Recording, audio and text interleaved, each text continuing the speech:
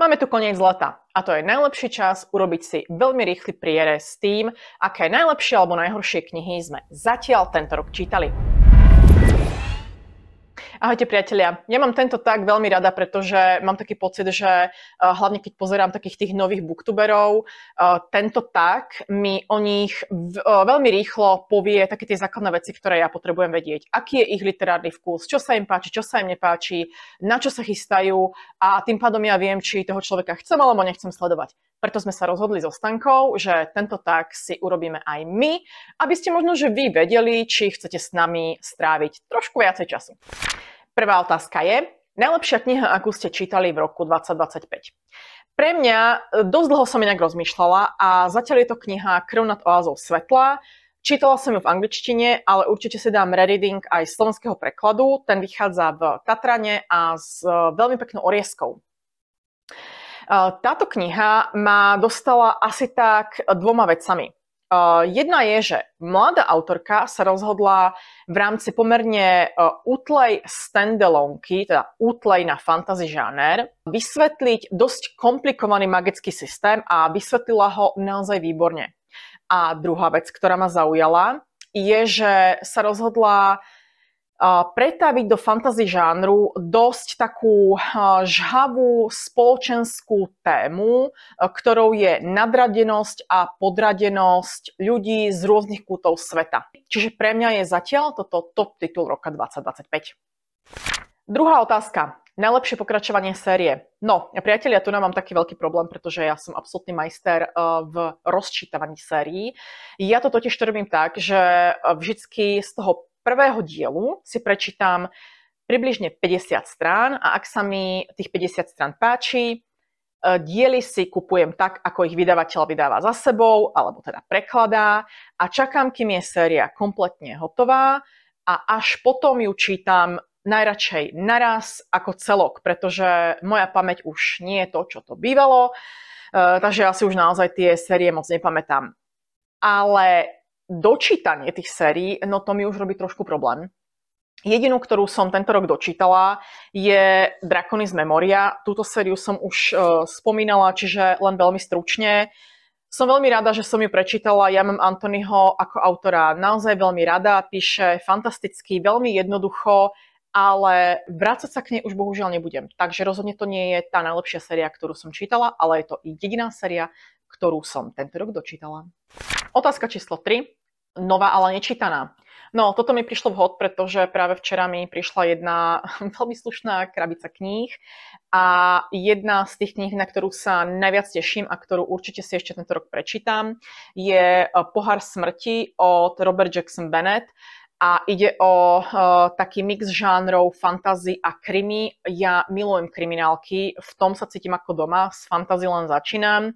Takže presne takýto typ knihy podľa mňa mi sadne. Má to výborné ohlasy ako v zahraničí, tak aj v Českej republike. Fakt to vyzerá pekne a teším sa na to.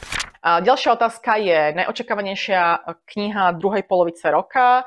A tu som sa rozhodovala medzi rôznymi knihami. A nakoniec určite zvíťazila kniha Vôľa väčšiny, ktorá vyjde v slovenskom jazyku vo vydavateľstve DOT. A nie len, že sa teším na to, že tá kniha bude mať oriesku, ale veľmi ma namlsali totálne ovácie, čo sa týka druhej časti tejto knihy, ktorá vyšla v zahraničí v anglickom jazyku. Mám taký pocit pred mesiacom, alebo ešte len vyjde a zatiaľ sa čítajú reading copies. Každopádne tá kniha, tá dvojka, každý nad ňou ochka achka a čítajú ju ľudia, ktorí sú naozaj že ostrielaní v tomto žánri, čiže vedia porovnávať.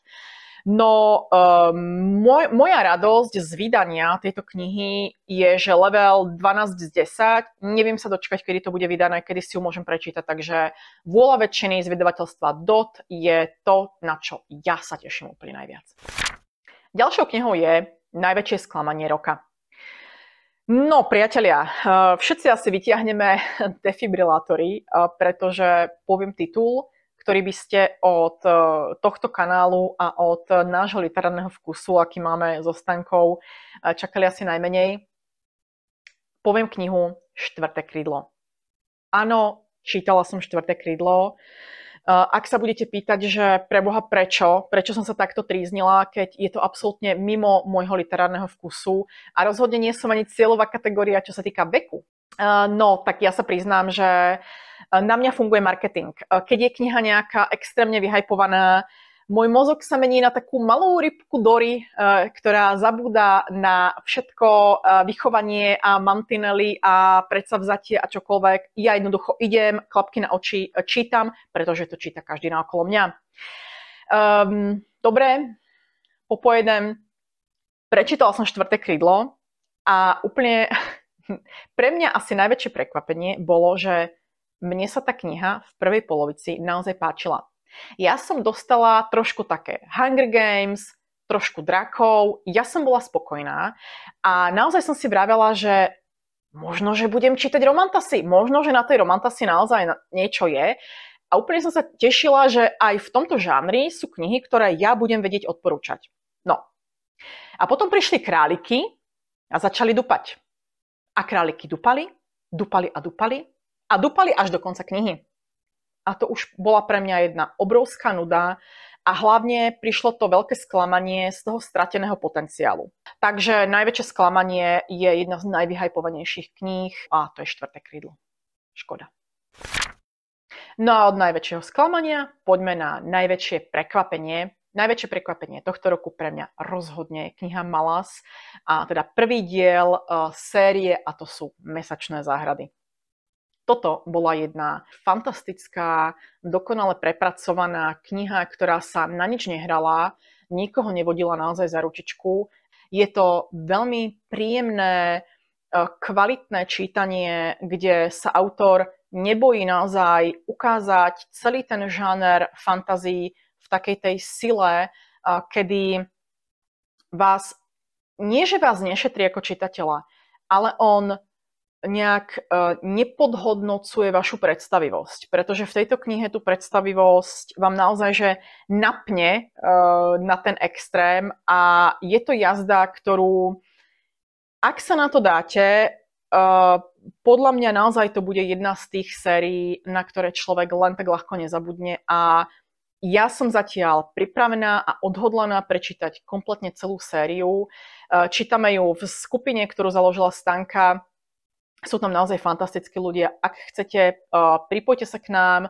Onedlho budeme čítať druhú knihu, ale vieme počkať aj na tých, ktorí ešte chcú čítať jednotku, pretože čakáme na to, kým Planeta 9 dotlačí druhý diel. Ona mala nejaký problém s tlačou dvojky, čiže dá sa povedať, že okamžite vypredala. Takže máte ešte nejaký čas, ak ste nečítali jednotku, kľudne sa pridajte k nám, prečítajte si ju a potom sa spolu vrhneme na dvojku a podľa mňa to bude fantastická jazda. No, ďalšou otázkou je kniha, ktorá ťa rozplakala a ja nie som človek, ktorého idú knihy rozplakať, ale priznám sa, že čo sa týka série Šedí bastardi, myslím, že sa séria tak volá Šedí bastardi, toto je inak jednotka, tak čo sa týka tejto série, tretia časť, tam mi trošku padla muška do oka, keď sa rozprávalo o dvojici Kaňour a Vozmrt. Bohovská dvojica. A Vozmrt je divoké prasa, na ktorom ten Kaňour jazdil. A Vozmrdovi sa tam niečo stalo. A bolo to také, že áno, ja som na tie zvieratá vo fantázii trošku citlivejšia. Keď zomrie človek, mne to absolútne nevadí, ale keď sa niečo stane zvieratku, tak si hovorím, že muška vletela. Inak toto je fantastická séria. Určite jedna z mála, ktorú si chcem prečítať ešte raz. Podľa mňa sa o nej aj veľmi málo rozpráva, ale môžem ju odporúčiť, ak máte radi taký ten trošku prízemnejší humor. Ja ho v knihách milujem, takže táto kniha odo mňa veľké odporúčanie. Predposlednou otázkou je kniha, ktorá ťa najviac potešila, rozosmiala. No tohto roku mám taký pocit, že nad žiadnou fantasy nejak z chuti nezasmiala, ale pred pár dňami som začala počúvať anglickú audioknihu Karlovej postapokalyptickej show a poviem vám, to je zábava. Tam som sa naozaj začala chlámať, možno, že už od tretej vety. Je to naozaj humorné, má to taký ten prízemnejší humor, ktorý ja mám veľmi rada. určite dočítam. Vydáva to Mystery Press v češtine už o niekoľko týždňov a určite na tomto kanáli o tej knihe budete ešte počuť. No a záverečná otázka je, ktorú knihu do konca roka rozhodne plánuješ čítať? Pre mňa je to kniha Cisárstvo ticha. Je to dosť veľká bychla a dúfam, že to do konca roka aj prečítam. Cisárstvo ticha je prvá kniha série Porídači slunce a ja som veľmi prekvapená, že okolo tejto knihy je dosť také ticho ostalo na Slovensku aj v Čechách, ale možno, že sledujem tých nesprávnych ľudí, neviem. V zahraničí je okolo toho naozaj že veľký hype, pretože tam vychádza práve, myslím, že v novembri posledná záverečná 7. časť série. A všetkých, ktorých ja sledujem, to buď túto sériu už majú prečítanú a čakajú na ten posledný diel, alebo sú niekde v strede a mám taký pocit, že každému sa to páči. Takže prečítam, dám ma vedieť a ja pevne verím, že táto séria v hoste vyjde kompletne celá, napriek tomu, že má 7 častí. Tak, za mňa toto bolo všetko. Teraz si slovo berie Stanka, ktorá má pre vás nie len to, že zodpovedá všetky tieto otázky, ale má pre vás aj prekvapenie z Drážďan. Zdravím vás dnes opět z cest, tentokrát z Drážďan.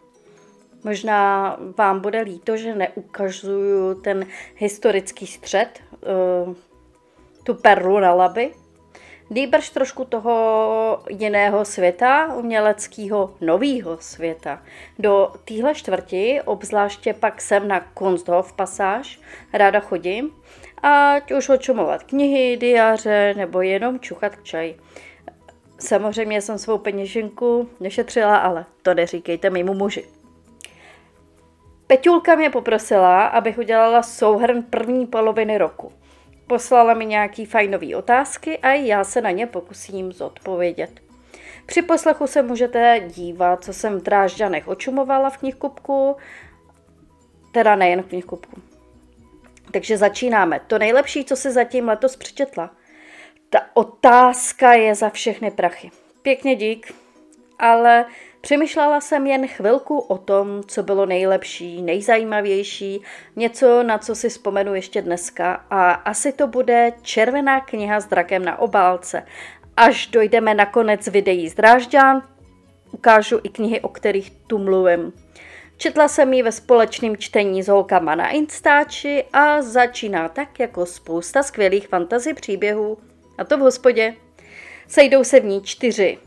Dejme tomu lidé, žoldnéř, velšský kouzelník, německý dělostřelec se zálibou v krvi a mladá lékařka. Všichni se pak vydávají na cestu plnou dobrodružství, aby zajistili anglický trůn pro Richarda III.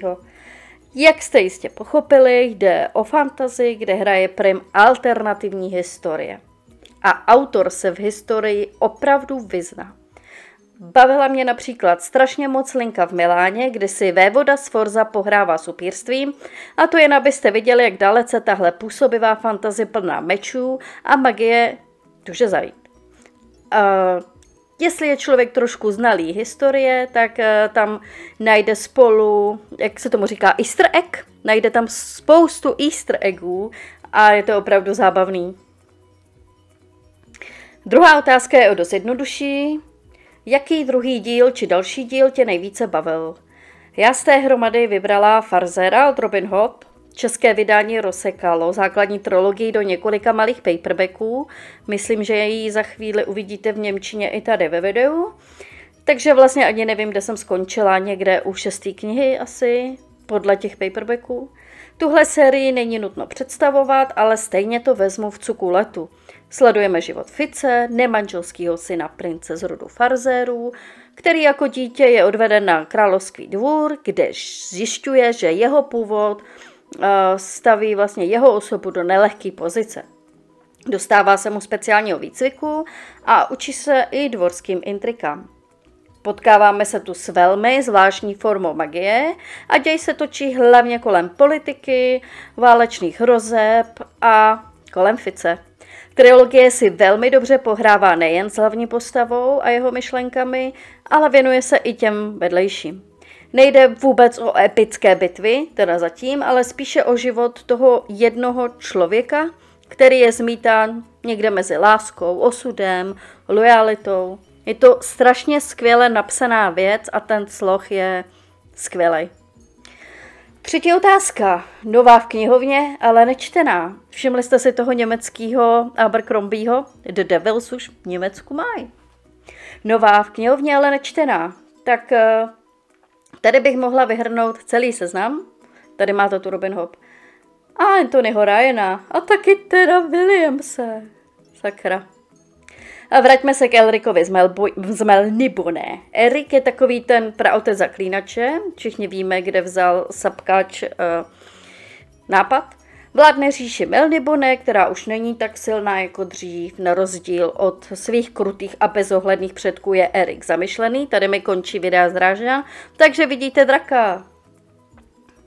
Takže Erik je zamyšlený, filozofující a já prozatím k tomuto slavnému dílu nemám co říct, protože jsem jen nakoukla a všechna ta tragédie toho hrdiny mi přijde přitažlivá. Počítám, že se s ním seznámím víc na podzim, nějaký ten přelom října listopadu. Na jakou novinku druhého půlroku se fakt těším? No vidíte, Zaklínač. Rozcestí krkavců už mám několik týdnů předobjednáno a pak se na ten návrat do světa Geralta z Rivie těším.